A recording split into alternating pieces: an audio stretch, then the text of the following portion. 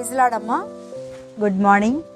ప్రభువైన యేసుక్రీస్తు నామములో ఈ ఉదయకాలమున శుభవందనాలు మీ అందరికీ తెలియచెప్తున్నాను. అమ్మ, అందరూ బాగున్నారా? ఎలా ఉన్నారు? భయంకరమైన ఎండలు కదూ. ఈ ఒక్క పోతకి ప్రతి ఒక్కళ్ళు అనారోగ్యం పాలవుతున్నారు కదా. దేవుడు త్వరలోనే మనకి చల్లదనమును దేవుడు అనుగ్రహిస్తాడు. ఆమేన్. మంచిది. 2 రోజుల నుంచి అమ్మ 3 రోజులు స్తుతి ఆరాధన అద్భుతంగా దేవుడు జరిగించాడు. పరిశుద్ధ ఆత్మతోనూ అనేకులను పేర్లు పెట్టి పిలిచి వారిని దేవుడు అభిషేకించి నిజంగా ఆత్మవర్షమును దేవుడు క్రొమ్మరించాడు. ఆమేన్. హల్లెలూయా.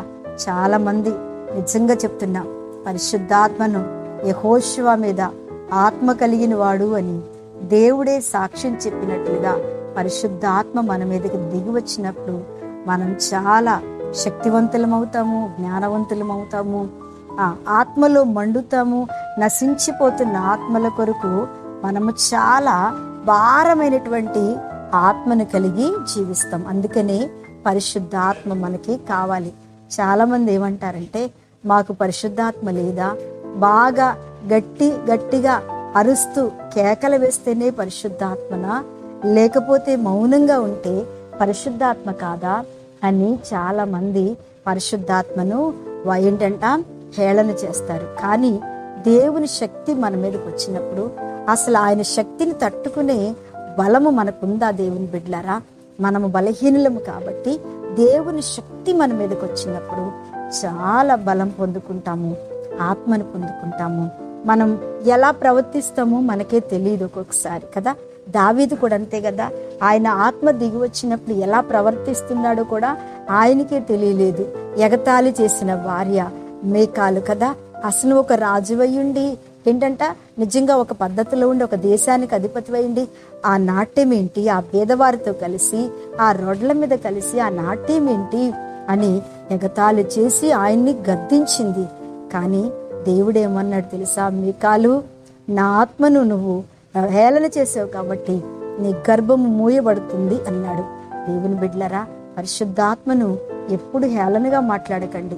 ఏ సేవకులు కూడా హేళనగా ఆత్మలో వాళ్ళట్లా వీళ్ళట్లని ఎప్పుడు విమర్శించకండి. ఎందుకంటే దేవుని ఆత్మ ఎప్పుడు ఎవరి మీద ఎప్పుడు ఏ రీతిగా వాడుకొని ఏ కార్యాలు దేవుడు వారిలో నుంచి చేస్తాడో అది దేవునికే తెలుసు, మనకైతే తెలియదు. మనం ఒట్టి మట్టివారం, చెత్తలం.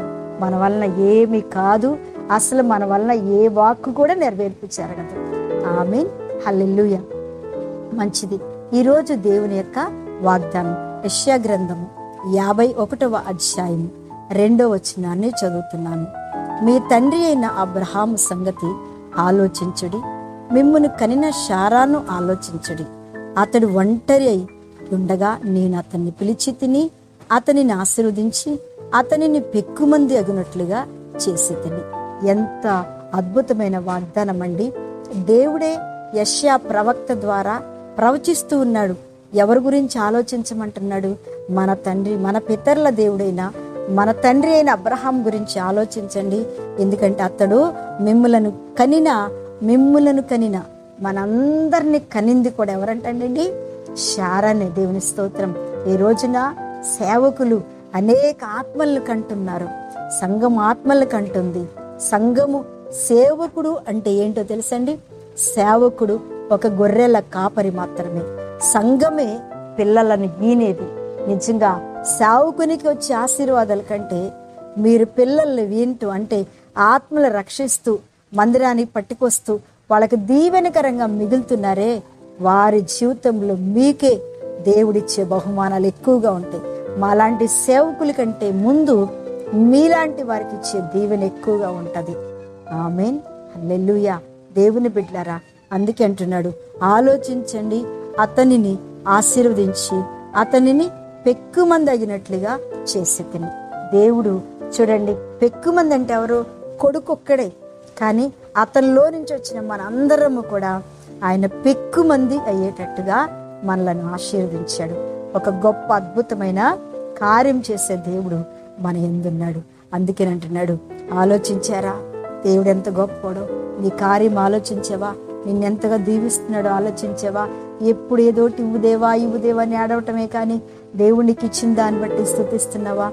నీకు ఇచ్చిన దాన్ని బట్టి ఆలోచిస్తున్నావా? నీకు ఇచ్చిన దాన్ని బట్టి కృతజ్ఞతాస్తుతులు చెల్లిస్తున్నావా? నీకు ఇచ్చిన మహిమ గురించి ప్రభుని గణపరుస్తున్నావా? ఆలోచించు. అతన్ని ఆశీర్వదించి అతన్ని పెక్కుమందిగా దేవుడు ఈరోజు వాక్యం వింటున్న దేవుని బిడ్డ అబ్రహాం వారసులమైన మనలను దేవుడు అన్ని విషయాలలో ఆస్వాదిస్తున్నాడు. ఆరోగ్యంలో, ఆర్థికంలో, మన పిల్లల విషయంలో శోధన కూడా ఒక ఆశీర్వాదమే మనకి. ఎందుకంటే అందులో నిలిచి ఉన్న వారమైతే తప్పకుండా అద్భుతమైన ఆశీర్వాదాలు మనం పొందుకుంటాం. అటువంటి కృప దేవుడు మనకి దయచి. కళ్ళు మూసుకొని ప్రార్థన చేస్తాను. ఈరోజు ఎవ్వరు బాగోపోయినా చేతులు పెట్టుకోండి. ఒకవేళ బాధ వేదల్లో మీరున్నట్టయితే మీ గుండె మీద చేయి పెట్టుకోండి. అద్భుతముగా దేవుని ఆశీర్వాదం మీ ముందుకు వస్తుంది. ఈరోజు నువ్వేది అనుకుంటూ ప్రార్థన చేస్తూ కన్నీరు కారుస్తున్నావో ఆ ఆశీర్వాదాన్ని ఈరోజు ప్రభు నీకోసం పట్టుకుని వచ్చాడు. ఉదయ కాలమున దాన్ని నువ్వు పొందుకోబోతున్నావు. అది ఆమేనని చెప్పు, అంతే. ప్రార్థనలో ఏకీభవిస్తూ ఆమేనని దేవునికి వదిలేసే అద్భుతానికి చూడబోతున్నావు. ప్రార్థన చేస్తున్నావు. మహాపరిశుద్ధుడు, మహిమ కలిగిన తండ్రి, స్తోత్రములు. ఏ బిడ్డ అయితే ఈ ఉదయ కాలమున గుండె మీద చేయి పట్టుకుని నాయన అనారోగ్యం మీద చేయి పెట్టుకుని ప్రార్థిస్తుందో, అనారోగ్యం అయితే బంధిస్తున్నా, అలాగే ఏ కార్యము కోసం అయితే గుండె మీద చేయి పెట్టుకుని దేవా నాకు అబ్రహాం ఆశీర్వాదం కావాలని అడుగుతున్నారు, వారి ప్రతి ఒక్కరి ఇంటి మీదకి, వారి కుటుంబం మీదకి ఈ ఆశీర్వాదములు విడుదల చేస్తున్నావు తండ్రి. స్తోత్రం. ప్రతి ఆశీర్వాదాన్ని మీరు అందుకుంటున్నారు దేవుని బిడ్డలారా. ప్రతి కృపను పొందుకుంటున్నారు ఉదయకాలం. ప్రతి ఒక్క కన్నీరు తుడిచే ఆనంద బాష్పాలుగా మీ జీవితాల్లో దేవుడు చేయబోతున్నాడు. ఊరేమందర ఇదే ప్రభునికో వాక్కు దేవ స్తోత్రం. వీళ్ళందరినీ ఉదయ కాలమున దీవించి వారి గుండె మీద భారము తీసివేసి ఆయన వారికి నెమ్మదిని సమాధానం దయచేయమని యేసు నామమున అడుగుచున్నాను తండ్రి. ఆమేన్. దేవుడు అద్భుత కార్యం ఈ రోజు నీ జీవితంలో చేయబోతున్నాడు. ఆమేన్. దేవుడు మిమ్మల్ని దీవించిన కాక.